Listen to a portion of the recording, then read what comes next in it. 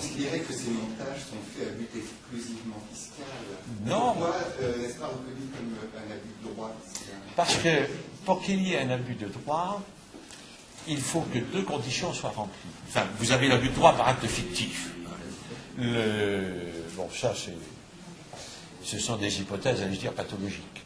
Vous avez l'abus de droit fraude, qui est le plus délicat, n'est-ce pas? On vous en a sans doute parlé à plusieurs reprises déjà. Pour que l'abus de droit soit constitué, il faut que deux conditions soient remplies. La première condition, c'est que l'on fasse une application littérale des textes à l'encontre des objectifs poursuivis par leurs auteurs. D'ailleurs, on est très dubitatif en face de cette exigence. Quels sont les objectifs poursuivis par l'auteur d'un texte? D'un texte civil, parfois on arrive à le trouver, d'un texte fiscal, là aussi c'est très difficile de découvrir. Mais il faut bien le dire, le Conseil d'État ne s'embarrasse pas trop de cette condition. Et puis vous avez une deuxième condition, qui partiellement rejoint la précédente d'ailleurs, il faut que l'opération ait été accomplie dans le but exclusif d'éluder l'impôt ou d'atténuer l'impôt. Mais si vous changez la situation juridique en profondeur, bien dans cette hypothèse, le seul fait que vous ayez modifié votre situation juridique en profondeur constitue une justification.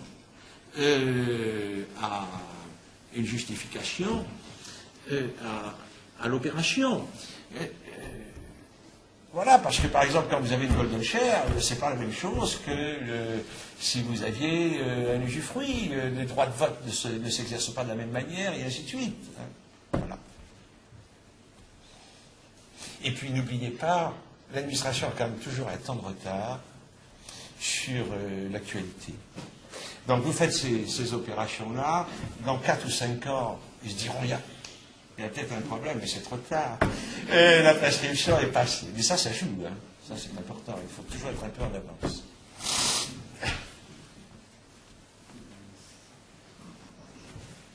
Excusez-moi, vous avez appelé, les 3 intervenants ont dit qu'il ne fallait pas distribuer des dividendes et qu'il fallait prendre sur compte courant. Oui. Et vous ne pouvez pas légalement avoir un compte courant négatif. Ah non, il arrive un moment, effectivement, quand vous avez épuisé le compte courant, c'est fini. C'est fini. Vous êtes obligé de distribuer les dividendes à ce moment-là. Parce que le compte courant, c'est ce que vous avez donné à la société. Non. Le compte courant, c'est le prix de cession, dans l'exemple que j'ai pris. Le compte courant, c'est le prix de cession de la golden share. OK? Bon. Vous allez céder cette golden share pour une certaine valeur qui va être inscrite. Ce prix va être inscrit en compte courant. Voilà. Vous pourrez tirer, évidemment, jusqu'à épuisement, mais pas plus. Comment qualifions ce rapport capital de sang, vous avez une nutrition? Oui. Comment on la qualifie? Comment elle caractérise? À la vérité, c'est très bien connu du droit des sociétés. Ce que nous appelons golden share est appelé par le droit des sociétés part de préférence ou action de préférence. Et pour les sociétés par action, par exemple, et je pense notamment à la SAS, si vous voulez, la création de la golden share est réglée par le législateur. Elle est réglée par le législateur. En revanche, dans les sociétés civiles, c'est la liberté totale. Voilà. Pardon? C'est pas possible. Eh oui. Alors, attention, il y a 2 choses. Dans la golden share, vous avez le droit à dividende. Ça, vous pouvez le faire dans toutes les sociétés. C'est ce qu'on appelle des clauses de répartition inégale de bénéfices. Et ça, vous pouvez stipuler dans toutes les sociétés une clause de répartition inégale de bénéfices. D'ailleurs, on l'observe très bien en suivant la vie des sociétés. Et puis, vous avez en revanche le droit de vote plural. Eh bien, le droit de vote plural n'est admis que dans les sociétés civiles et les SAS.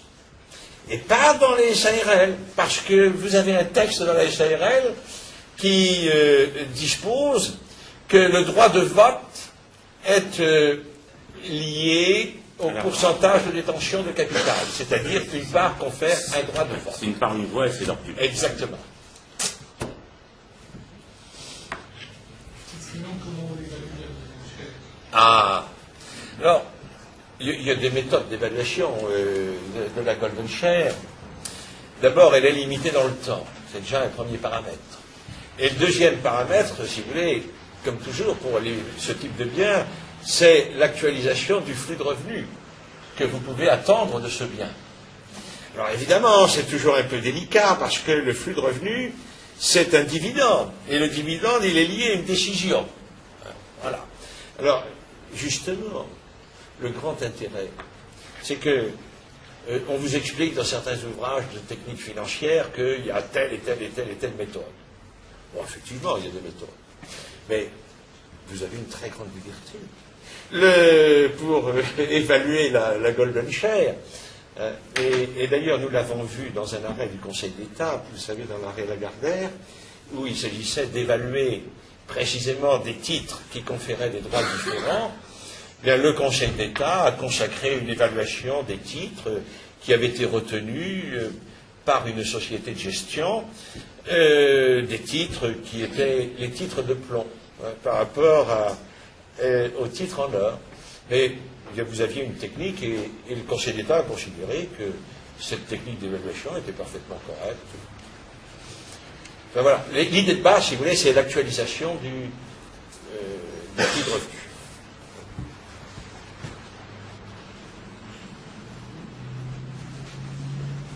Monsieur Dumas, quelles sont les applications pratiques au niveau de la holding et avec bien sûr, les filiales, quelles sont les applications pratiques pour nous? Alors, donc on sort du domaine des Golden Share et d'amphithéose. Non, on est en plein dedans. Plein dedans. Alors, attendez. Sur le plan concret, je répète que je mets en place que des sociétés unipersonnelles. Ah oui. Alors, dans une société unipersonnelle, c'est celui qui a 99,99%, etc. Alors, ce qu'on fait, c'est que effectivement, j'ai eu un peu du retard à bien comprendre votre question. C'est qu'effectivement, pour anticiper la transmission des parts de la holding, eh bien, puisque j'utilise la société civile comme support, ce que j'appelle des micro-holdings familiales, on met en place des golden shares, comme, enfin moi je mets au pluriel, mais bon, ça revient au même, comme nous l'a expliqué le professeur Ovas, et ensuite, effectivement, les parents concentrent sur là où les golden shares le pouvoir et à titre viager et la quasi-totalité des revenus, et à ce moment-là, ils peuvent transmettre les autres parts aux enfants dans des conditions avantageuses. Donc, si vous voulez, oui, les organisations dont j'ai parlé ce matin, basées sur la société d'exercice libéral, une ou plusieurs holdings et après une ou plusieurs sociétés civiles, se prêtent parfaitement à l'application du principe de là où des golden shares. Et donc, effectivement, sur des dossiers, je commence à mettre en application, et les nouvelles holdings, on les fait directement avec une des golden shares. Comme ça évite à remanier les statuts ultérieurement. Donc, concrètement, les organisations patrimoniales que certaines dans la salle peuvent avoir se prêtent à l'utilisation de là où les golden shares. Voilà. En matière de transmission, c'est l'idéal. Parce qu'en fait, il n'y a pas de transmission. C'est ça. ça. Donc pas de transfert. Il y a un transfert économique de valeur qui se fait, mais il n'y a pas de transfert de droit. Donc la taxation ici, sur le terrain du transfert de droit, n'est pas possible. D'accord. Dans la ligne, souvent, il y a les deux conjoints sont deux associés. Oui. Bon, alors, au décès du premier conjoint, c'est le conjoint survivant qui va recueillir les avantages de la... Ça, c'est prévu dans les statuts. C'est prévu dans les statuts, mais vous avez aussi la faculté d'utiliser les techniques des régimes matrimoniaux. Donc, si vous voulez, je pense qu'il faut utiliser les deux techniques, c'est-à-dire savoir les techniques des régimes matrimoniaux et aussi les clauses statutaires. C'est complémentaire pour moi. Oui, je crois, autant la situation du conjoint était un problème, un vrai problème dans le passé, je crois qu'aujourd'hui, la situation du conjoint n'est plus un problème majeur en matière de transmission à cause de mort. Pourquoi? Parce que le législateur dispose que tous les droits recueillis par le conjoint survivant sont exonérés de droits de mutation à titre gratuit. Sans limite. Et si vous voulez, là, il y a... on a réglé le problème fiscal. Alors, en revanche, subsistent, je veux dire, tous les problèmes d'organisation de la gouvernance de l'entreprise, les relations familiales, voilà, et conjoints d'un second mariage, des enfants d'un premier lit. Vous avez toute une série de problèmes, là, délicats, mais qui ne sont pas des problèmes fiscaux, qui sont des problèmes d'organisation patrimoniale. Et c'est là que le droit des sociétés peut être de grande utilité, et, n'oublions pas, le droit des régimes matrimoniaux, parce que vous pouvez, insérer dans le régime matrimonial toute une série de stipulations qui, précisément, règlent ces questions de pouvoir du conjoint dans la société, voilà. Dans une succession, comment est évalué un bien immobilier crevé d'un bail amphithéotique? Justement, il n'y a pas de règle. Si, enfin, je vais vous dire. Le principe posé par, non pas le législateur, mais la Cour de cassation, c'est que les biens immobiliers doivent être évalués à leur valeur de marché. Compte tenu, nous dit la Cour de cassation, de la situation juridique de cet immeuble et de sa situation de fait. Voilà. Est-ce que c'est un immeuble bien entretenu, mal entretenu, il est au premier étage, il est au rez-de-chaussée, que sais-je. Et puis, compte tenu de sa situation juridique. Là, par exemple, un immeuble grevé d'un bail vaut moins cher qu'un immeuble libre de toute occupation.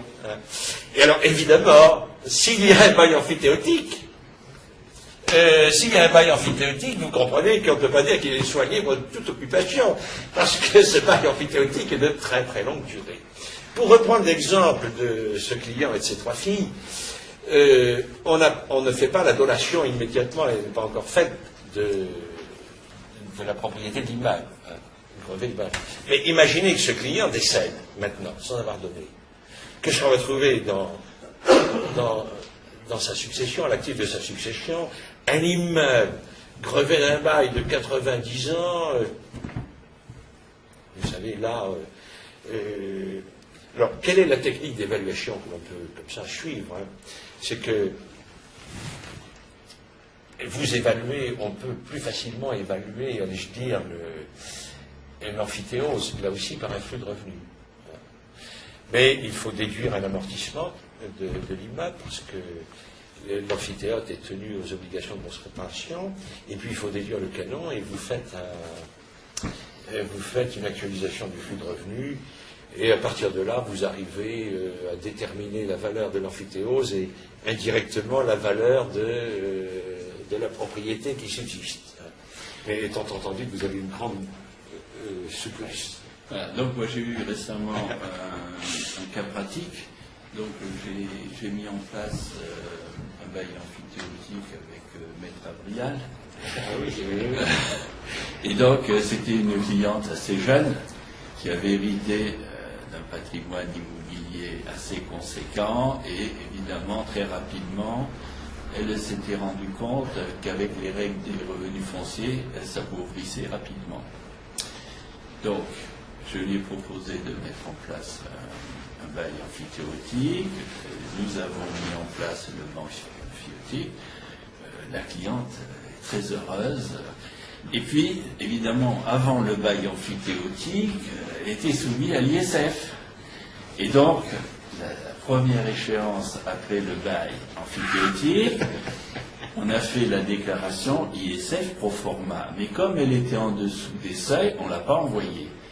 Et dans le cadre de la déclaration ISF, j'ai capitalisé la valeur des biens à 5% du canon. Et comme généralement le canon c'est symbolique et avec Maître Abrial on utilise le montant des revenus fonciers, c'était des sommes dérisoires. Ce qui devait arriver arriva, c'est que la cliente reçoit une lettre de l'administration fiscale, on n'a pas reçu votre déclaration d'ISF. Alors, elle nous transmet la déclaration, on envoie la déclaration qu'on avait sous le coude avec l'évaluation, donc j'ai capitalisé à 5% le montant du canon, et j'ai dit, ils vont discuter. Et depuis, silence radio, il ne se passe rien. Ils sont embêtés. Et donc, je pense que cette année, on va être prescrit. Donc, j'ai un cas pratique. Alors, évidemment, j'aurais aimé que l'administration discute un petit peu pour la pousser dans ses retranchements, mais j'ai pas eu ce plaisir-là.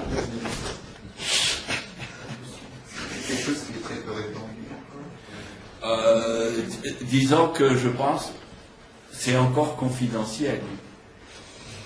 Et concrètement, je ne sais pas si... bon, moi, je mets en place facilement une demi-douzaine par an dans ma clientèle. Ce que font les autres, je ne sais pas. Comment faire si on veut vendre un bien sous bail amphithéotique? Alors, si vous voulez, avant la mise en place du bail amphithéotique, je pose la question au futur bailleur, voulez-vous vendre? S'il me dit je veux vendre, il ne faut pas mettre en place. Si vous vendre à moyen ou long terme? Non, mais si vous vendez à moyen et long terme, c'est pas grave. Il faut que le bailleur amphithéotique contrôle la société preneuse.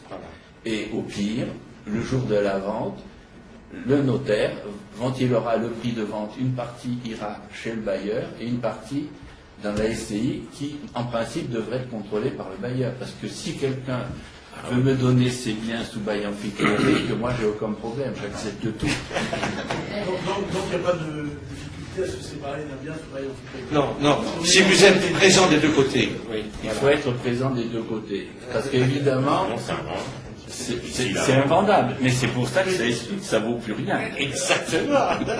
En général, on est des deux côtés. Oui, Oui, en général, on est en principe, oui, parce que si vous n'êtes pas des deux côtés, il est bien évident que l'amphithéote n'a aucun intérêt à... Lui, il a intérêt à conserver le bien jusqu'à la fin. On est des deux côtés dans le cas où on a envie d'effondrer les revenus fonciers, c'est pour ça qu'on fait une amphithéote.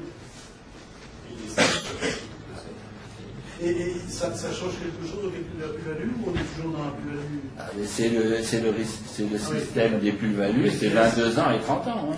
Ah oui, donc c'est la plus-value des particuliers. Ah oui, oui, mais simplement, pour la société preneuse, c'est la date de signature du bail amphithéotique. Hein. L'ancienneté. Et oui, ah oui. C'est pour ça que, avant de mettre en place un bail amphithéotique, il ne faut pas avoir de projet de vente pour une période de au moins 15 ans. Sinon... Remarquez, dans cette hypothèse-là, on change de langage. Parce qu'on va dire, une amphithéose, ça intéresse qui? Et je pense que ce qu'on va dire à l'administration fiscale, ça n'intéresse personne.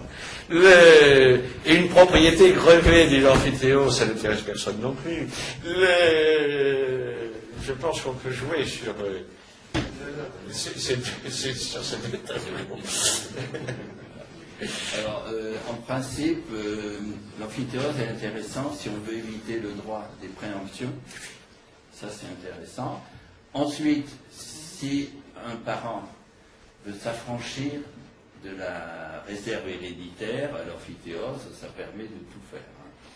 Enfin, après, c'est une décision personnelle. Et puis, ça plombe la valeur. Bon, on fait pas mal d'amphithéose pour plomber la valeur des résidences secondaires, parce qu'on a beaucoup de clients qui ont acheté des résidences secondaires sur la Côte d'Azur pour des sommes dérisoires. Et avec le temps, ça devient des sommes astronomiques. Et puis après, c'est une façon, si on a du mal à avaler la fiscalité des revenus fonciers, c'est une façon de transférer des revenus fonciers dans des structures à l'IS sans dégager des plus-values. Voilà, moi, c'est les 4 cas que j'ai identifiés où on peut mettre en place un bail amphithéotique. Peut-être qu'il y en a d'autres, mais bon, peut-être avec le temps. Il faut faire attention à l'abus de droit. Le vrai écueil, c'est ça. Si je vous ai bien entendu, une propriété sous bail amphithéotique ne permettrait pas la préemption par une mairie, par exemple? Non. Il n'y a pas de transfert de propriété. Il n'y a pas de transfert, voilà. Eh oui. Comme il n'y a pas de transfert de propriété. Voilà. Hidalgo est neutralisé. Eh oui. Et vous partez pour une si longue durée à l'échelle de la vie humaine, ça équivaut à un transfert de propriété. Mais sur le plan administratif, ça n'en est pas. Ça n'est pas. Est-ce que ça m'intéresse sur une résidence principale? Comme ça brûle pour point, non, parce que je pense que la fiscalité d'une résidence principale n'est pas la pire. C'est un oasis, la résidence principale. C'est pas la pire. Maintenant, en fonction du contexte, si vous avez 10 enfants et que vous voulez qu'un seul enfant hérite votre résidence principale, c'est clair qu'il vaut mieux faire un bail amphithéotique avec l'enfant dont vous voulez qu'il devienne pas le propriétaire, le quasi-propriétaire, mais vous spoliez les 9 autres. Hein.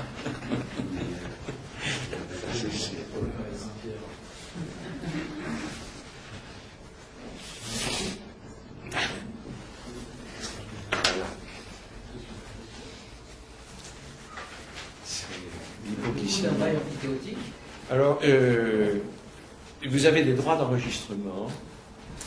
C'est la taxe de publicité foncière sur la somme des loyers. Alors la taxe de publicité foncière, c'est 0,715%. Oui, ben voilà. Oui, c'est ça. Et que vous appliquez à la somme des canons. C'est-à-dire si vous faites un bail amphithéotique de 99 ans, vous avez un loyer multiplié par 99 et vous appliquez les 0,715. Ça va jamais chercher loin. Oui, comme l'assiette est modeste. C'est ça. Pour vous donner des grandeurs, récemment pour une propriété à l'île de Ré, le budget global, enfin c'était pas un palais, c'est une propriété à l'île de Ré, le budget global du notaire, c'était 7 000 €. Alors si vous voulez minimiser les frais, il vaut mieux réduire la durée, c'est-à-dire passer entre 50 ans et 75 ans. C'est pas la peine d'aller à 99 ans. Donc, voilà. Donc, si vous voulez, c'est tellement voilà. Et donc, moi personnellement, je vois pas l'intérêt de faire un bail amphithéotique de 18 ans, c'est trop court. Oui, exactement. Mais sauf certains cas. Oui, mais on parle en général. Mais en général, sur les cas concrets, c'est plutôt 50, 60, 75 ans. Et je ne vois pas vraiment l'intérêt d'aller au-delà de 75 ans parce que qu'est-ce qui va se passer après? C'est très loin. Hein. C'est très loin.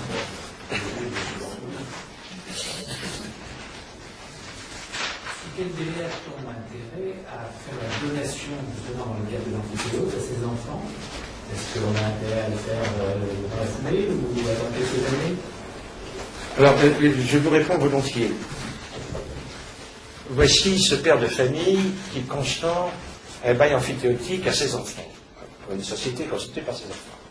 Donc sa propriété, la valeur est écrasée. Donc vous allez me dire, on crée une opportunité pour donner à ce moment-là. C'est vrai. Simplement, je ne pense pas qu'il faille donner immédiatement, parce que l'administration fiscale pourrait vous dire, c'est le problème de l'abus de droit, vous avez consenti un bail emphytéotique dans l'unique but d'écraser la valeur de la pleine propriété que vous allez donner à vos enfants. Donc, laissez passer 3 ou 4 ans, vous savez, le bien ne va pas exploser en 3 ou 4 ans, vous laissez passer la prescription, et là, vous êtes à l'abri de toute contestation. La prescription, c'est 3 ans. 3 ans. Disons, il faut observer un délai de décence. Voilà. L'administration n'a pas d'âme, mais elle a des nerfs.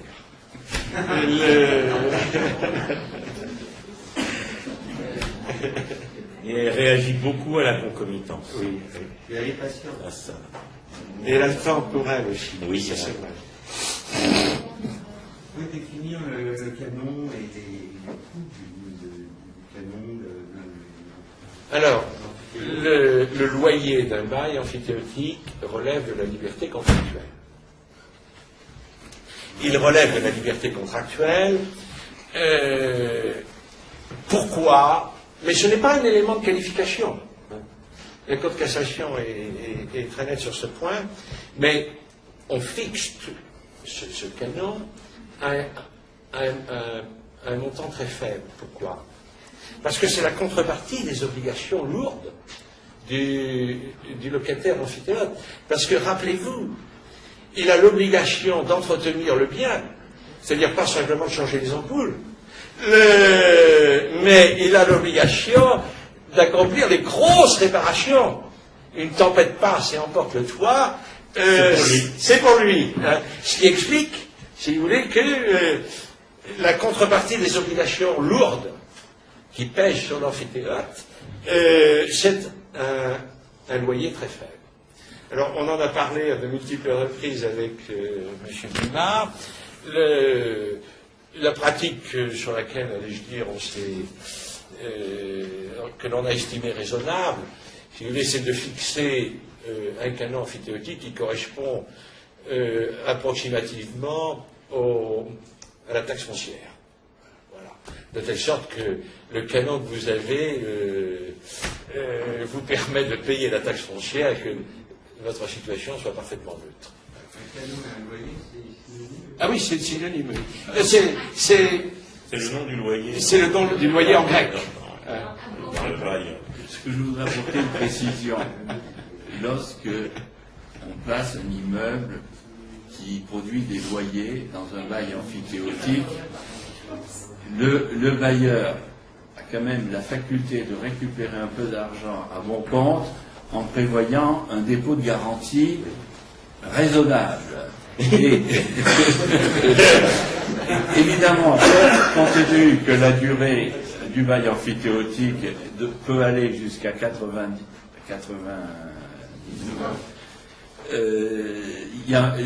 pour le bailleur, il y a un risque important, et donc ça lui permet quand même de pomper 4, 5 ou 6 ans de loyer à l'œil, et comme il doit rembourser à l'échéance, il met le dépôt de garantie au passif de sa déclaration ISR. Eh oui. D'un côté, vous avez la valeur du bien qui diminue, et si on a prévu un dépôt de garantie joufflu, mais sans être excessif, on se crée un passif déductible. Il sera déductible, évidemment, au moment de la succession finale. Exactement. Exactement. C'est un fusil à deux coups. Pardon? Ah oui, excusez-moi. Oui. Alors évidemment, si c'est votre résidence secondaire, ça ne sert à rien de mettre un dépôt de garantie, bien entendu. Quelle stratégie doit-on adopter quand on n'est pas déjà dans la stratégie de nation par rapport à la constitution des SCI? Est-ce qu'on doit faire une SCI par bien, mettre plusieurs biens dans une SCI? Quand on a des enfants mineurs et des majeurs, on peut pas intégrer les mineurs et les majeurs? Si vous voulez, moi, je peux vous répondre volontiers sur ce point. Et il n'y a pas une règle générale. Cependant, si vous voulez, les paramètres de décision ont évolué. Ont évolué à une certaine époque. Pour faire un petit peu d'histoire, quand on était propriétaire d'immeubles à usage commercial, vous étiez propriétaire de boutique, par exemple, eh bien, il fallait apporter ces immeubles à une société civile pour pouvoir ultérieurement vendre les parts de cette société civile. Pourquoi? Parce que c'est assez vieux. Oh, le temps passe tellement vite. À cette époque, si vous voulez, les droits de mutation applicables aux cessions d'immeubles à usage commercial, c'était plus de 18%. Et les droits applicables aux parts de société civile, à cette époque-là, sauf erreur de ma part, c'est 80%. Donc vous voyez la différence. Maintenant, ce sont les mêmes droits. Que vous cédiez un immeuble, que vous cédiez des parts d'une société civile, c'est la même chose. Ça commence de nouveau à se creuser un peu. À se creuser un petit peu. Et oui, avec les 0,5%. Ouais. Voilà. Mais, grosso modo, c'est encore la différence n'est pas considérable. Si vous voulez céder, il est hautement probable que l'acquéreur ne voudra pas acheter des parts. Parce que quand on achète des parts, on achète toujours une pochette surprise. Tandis que l'acquéreur voudra acheter l'immeuble. Voilà. Alors, évidemment, vous avez toute une série de paramètres qui peuvent se surajouter, parce que vous pouvez détenir les parts beaucoup plus longtemps que la société civile ne détient l'immeuble. C'est-à-dire, vous pouvez ne pas avoir de plus-value sur les cessions de parts, alors qu'il y a une plus-value sur l'immeuble. Bon. Et là, vous pouvez dire à votre acheteur, bien, moi, je ne vends que les parts, mais je vais vous faire une petite réduction sur la cession des parts. Mais on sera tous, une garantie, on sera tous gagnants. Voilà. Mais le principe, si vous voulez, aujourd'hui, c'est que les acquéreurs vous imposent d'acquérir l'immeuble plutôt que des parts. Vous avez un cas que je voudrais évoquer où il faut toujours vendre des parts d'une société civile. Un cas. Si vous voulez faire une opération de bail à construction, vous êtes propriétaire d'un terrain. Vous pouvez concéder, comme l'on dit, un bail à construction. Par exemple, pour 30 ans. Le locataire va édifier des constructions, sur ce terrain. Dans 30 ans, vous en deviendrez propriétaire. Et votre objectif, c'est de faire une bonne opération, évidemment, et vous avez en projet de vendre ces constructions quand vous en deviendrez propriétaire. Alors le législateur vous accorde une faveur très importante. Il vous dit que si le bail est d'une durée de 30 ans, l'acquisition des constructions en fin de bail est totalement exonérée d'impôts. Voilà. Simplement, si vous vendez l'immeuble le lendemain, il y a deux plus-values. Il y a une plus-value sur la cession du terrain, mais là, il n'y a pas de problème. Non, vous avez vos 30 ans. Vous avez vos 30 ans. Mais vous avez la plus-value sur l'immeuble que vous détenez depuis hier. Et là... Et à qui pour rien? Voilà. À qui, si le prix de revient retenu, c'est le prix de construction de l'immeuble. Mais il y a 30 ans. Ben oui. Donc, vous l'apercevez, là, vous vous faites fusiller à l'impôt de plus-value. Alors, quelle est la technique? Bien, quand on est propriétaire d'un terrain et que l'on veut consentir un bail de construction, vous apportez ce terrain d'abord à votre société civile que vous allez constituer. Et puis, dans 10 ans, dans 20 ans, dans 30 ans, que sais-je, vous souhaitez faire une opération sur ce terrain construit, qu'est-ce que vous allez céder? Non pas l'immeuble ni le terrain, vous allez céder les parts de la société civile, parce que là, vous allez bénéficier de l'exonération à raison de la durée de détention. Des parts. Des parts.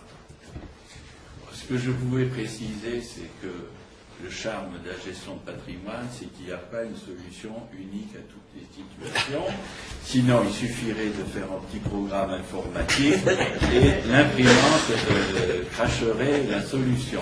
En fait, après, il y a des grands principes, des grandes règles.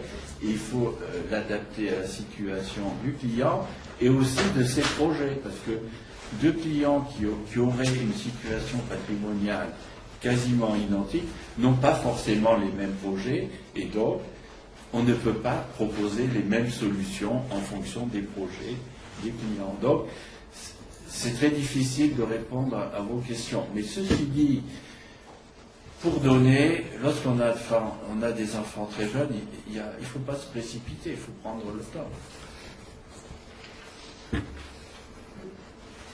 C'est ce que font les hôpitaux à Paris.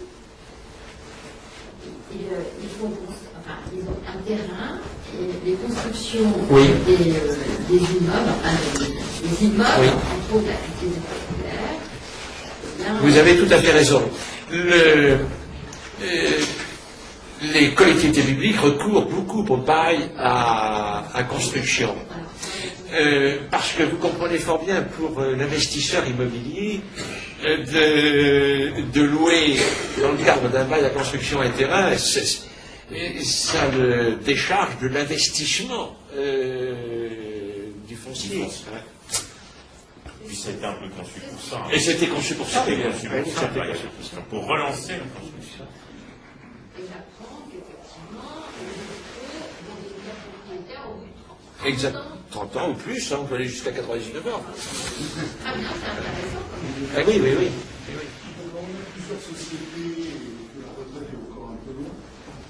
Est-ce qu'on peut quand même utiliser les comptes courants associés, par exemple du micro-holding ou du SCI, pour diminuer le revenu d'activité? Si vous voulez, la consommation du compte courant, c'est one shot. Oui. Ah, d'accord. Et donc, votre question est très complexe. Si vous voulez, je vais un peu aborder indirectement.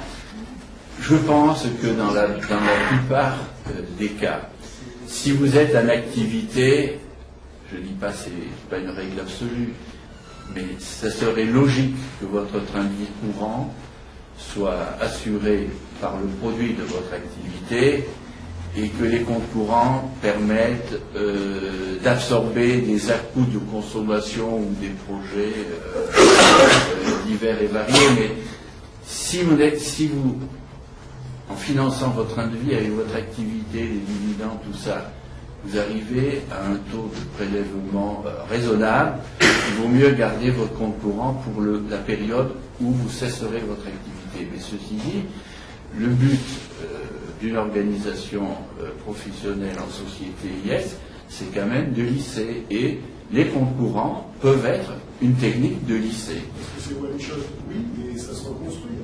Oui, mais ça se reconstruit souvent pas gratuitement. Je suppose qu'il y a eu des avances à un moment ou à un autre. La seule réserve sur les comptes courants, il y en a une. Je l'ai rencontré une fois. C'est quelqu'un qui avait eu l'idée, qui n'était pas absurde, d'acquérir une structure qui avait cessé son activité avec ses comptes courants. Donc une société IS, cessation d'activité quasiment, qui n'était pas en dépôt de bilan, mais qui avait arrêté, qui a été cédée, et en même temps, la personne en question avait acquis aussi les comptes courants, sous forme de créance, puisqu'elle devenait associée, le système pouvait repartir comme ça. Et elle souhaitait redémarrer une activité qui n'était d'ailleurs pas la même, et puis ensuite ponctionner sur les comptes courants. Et là, malheureusement, l'administration fiscale va vous rattraper, dans ce cas particulier, mais qui est assez tentant sur le papier, parce qu'elle va vous dire, oui, mais là, ces comptes courants-là, ils sont issus en réalité de l'activité que vous avez exercée au sein de la société, en règle générale comme dirigeant, comme gérant, comme président, peu importe, et je vais vous les taxer dans les bénéfices non commerciaux. Donc c'est là la seule vraie limite, mais le cas est particulier, mais il faut le connaître, C'est là la seule vraie limite de ce dispositif. Et en la matière, la jurisprudence du Conseil d'État est rigoureuse, puisqu'elle n'exige plus, dans les derniers arrêts, que l'administration démontre le fait générateur, si vous voulez. C'est-à-dire que c'est bien l'activité qui a permis de donner de la valeur à la société et donc de la valeur au compte courant. Il suffit que l'administration démontre que vous occupiez les fonctions de direction, président, gérant, machin, et ça suffit à vous après de renverser la charge de la preuve en disant oui, mais attention, si les comptes courants si j'ai pu fonctionner sur mes comptes courants, c'est d'abord parce que la société a bénéficié d'une conjoncture économique exceptionnelle. Moi, je n'y suis pour rien. J'étais gérant, c'est vrai, mais je n'aurais pas été, ça aurait été pareil. Bon, ça, c'est à vous, du coup, de le démontrer.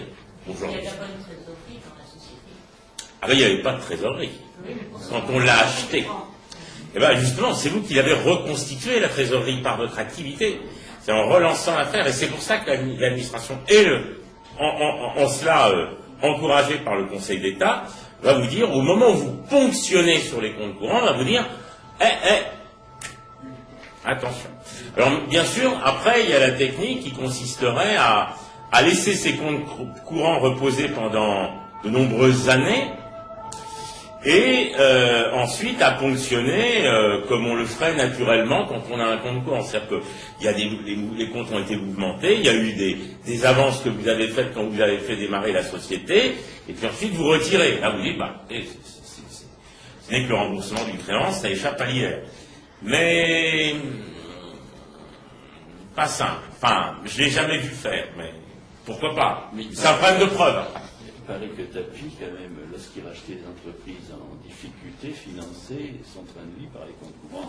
En remontant, ça aujourd'hui, c'est plus possible. C'était le résultat. Ah oui, voilà. Excusez-moi, vous parlez de compte courant d'associés, compte courant d'associés. Compte courant d'associés.